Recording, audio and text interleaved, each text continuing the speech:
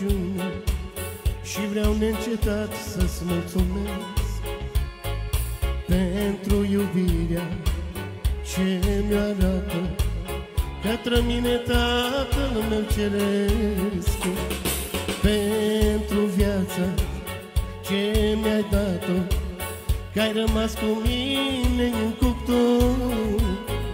Când mi-a fost greu, nu m-ai lăsat, m-ai izbăvit, nu m-ai lăsat să mor. A fost momente în viață când am crezut că sunt pierdut, când am rămas fără speranță.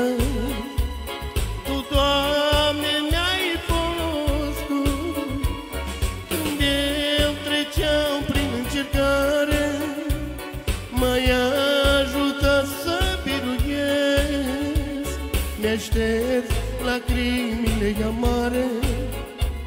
O, Doamne, te iubesc.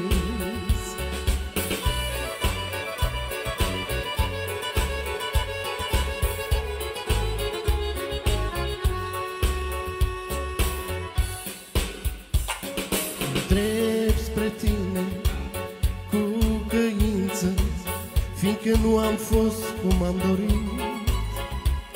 Atât de repede am uitat că-și pentru mine, Tată, te-a jertfit.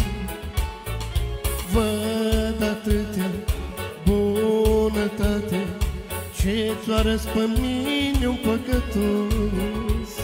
Nu pot decât să-ți mulțumesc și să rămân în toate credincios. A fost momente în viață când am crezut că sunt pierdut, când am rămas fără speranță. Tu, Doamne, mi-ai fost bun, când eu treceam prin încercare, m-ai ajutat să biruiesc, mi-ai șters lacrimile amare. O, Doamne, te iubesc.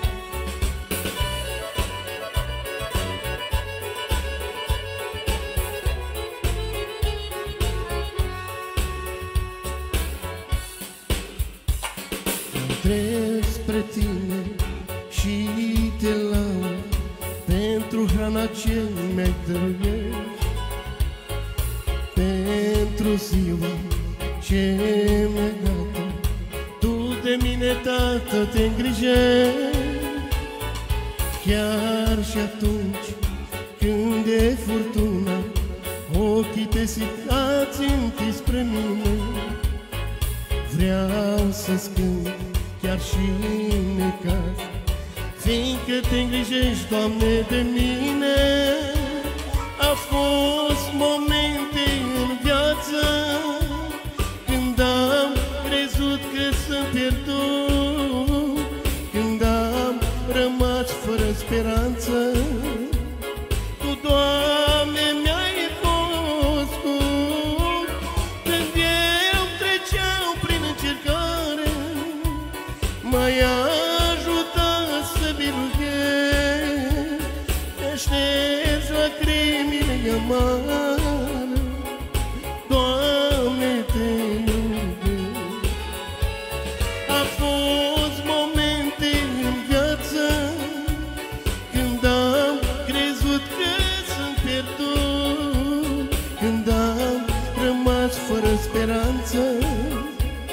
Tu, Doamne, mi-ai fost bun, când eu treceam prin încercare, m-ai ajutat să biruiesc, mi-ai șters lacrimile amare.